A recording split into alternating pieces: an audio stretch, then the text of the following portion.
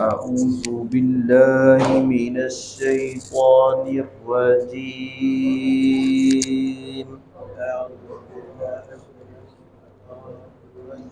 بسم الله الرحمن الرحيم.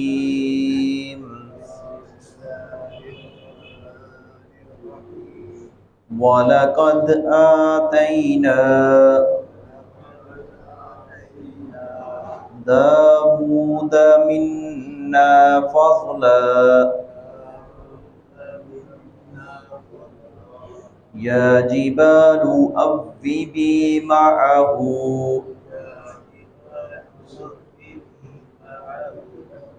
وَالطَّيْرَ وَأَلَنَّا لَهُ الْحَدِيدَ أَنِ اعْمَلْ سَابِغَاتٍ وَقَدِّرْ فِي السَّرْدِ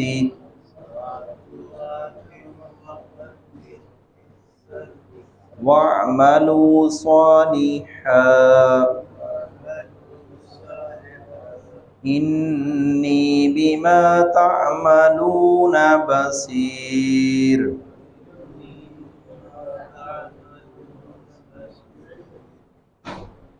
حضرت داؤد علیہ السلام کا اللہ رب العزت نے تذکرہ کیا ہے، جن کو اللہ رب العزت نے فرمایا کہ ہم نے اپنے فضل سے نوازا ہے، یعنی ان کو نبوت بھی دی، ان کو بادشاہت بھی عطا کی اور کئی صلاحیتیں بھی عطا کی۔ انبیاء کرام کے اندر اللہ رب العزت نے بہت ساری خوبیاں رکھی ہوتی ہیں، اور انبیاء کرام میں سے یہ ایک اللہ رب العزت کے محبوب ترین بندے تھے حضرت داؤد علیہ السلام، اور اللہ رب العزت نے ان کو یہ صلاحیت دی تھی اور ان کے لیے لوہا جو ہے وہ نرم کر دیا تھا، آگ میں تپایا ہلکا سا، اور اس کو بغیر کسی اوزار کے جیسے چاہا، جیسے گیلی مٹی ہوتی ہے یا آٹا گوندتے ہیں جیسے چاہا موڑ لیا۔ یہ اس وقت کی بات ہے، آج سے صدیوں قبل، کہ جب یہ جدید ٹیکنالوجی یہ کچھ بھی نہیں تھا، تو یہ اللہ رب العزت کے حکم سے یہ سب کچھ ہوا تھا۔ اور پھر ان کو اللہ رب العزت نے پرندوں کی اور پہاڑوں کی یہ بولیاں بھی سنتے تھے، پرندوں کی جانتے تھے، اور پرندے اور پہاڑ ان کے ساتھ تسبیح کرتے تھے۔ جب یہ اللہ رب العزت کی تسبیح کرتے، پرندے رک جاتے اور ان کے ساتھ ہی اللہ رب العزت کی تسبیح کرتے، پہاڑ بھی اللہ رب العزت کی تسبیح کرتے۔ دنیا کے اندر ذرہ ذرہ اللہ رب العزت کی تسبیح کر رہا ہے، وہ نباتات ہوں، وہ جمادات ہوں، وہ حشرات ہوں، وہ خشکی کے اندر رہنے والے، وہ تری کے اندر رہنے والوں، تمام مخلوقات اللہ رب العزت کی تعریف کرتی ہیں۔ تو اللہ رب العزت نے فرمایا کہ وَلَٰكِن لَّا تَفْقَهُونَ تَسْبِيحَهُمْ، تم نہیں سمجھتے کہ وہ کیسے اللہ رب العزت کی تسبیح کرتی ہیں۔ تو حضرت داؤد علیہ السلام کے ساتھ یہ پرندے اللہ رب العزت کی تعریف کرتے تھے۔ تو پچھلی آیت میں ہم نے پڑھا، اسی کے ساتھ اس کا ربط ہے۔ پچھلی آیات میں اللہ رب العزت نے اپنی نشانیوں کا تذکرہ کیا ہے کہ زمین و آسمان کے اندر اللہ رب العزت نے بہت ساری نشانیاں رکھی ہیں۔ غور و فکر کوئی کرنے والا ہو تو اس پر غور و فکر کر کے وہ سمجھ بوجھ اس کے اندر آ سکتی ہے، سمجھ سکتا ہے کہ یہ آخرت قائم ہونی ہے، آخر کوئی ذات ہے جو اتنا وسیع تر نظام چلا رہی ہے۔ تو اللہ نے اپنے بندوں میں سے حضرت داؤد علیہ السلام کا، اور آگے جا کر اور دیگر نبیوں کا اور بندوں کا تذکرہ آئے گا، تو داؤد علیہ السلام کو بھی اللہ رب العزت نے یہ وصف اور یہ خوبیاں عطا فرمائیں، اور یہ سب کچھ دینے والی ذات اللہ رب العزت کی ذات ہے۔ نبی بھی بے بس ہے، نبی بھی کچھ نہیں کر سکتے، نبی کا بھی اپنی طرف سے کچھ بھی نہیں ہوتا، اللہ کا حکم ہوتا ہے، معجزہ بھی اللہ رب العزت کی حکم سے ہوتا ہے، تب وہ صادر ہوتا ہے، تب لوگ وہ دیکھتے ہیں۔ انبیاء کرام بھی ہر کوئی اللہ رب العزت کی ذات کے آگے بے بس ہے۔ وَلَقَدْ آتَيْنَا، اور البتہ تحقیق ہم نے عطا کی داؤد علیہ السلام کو۔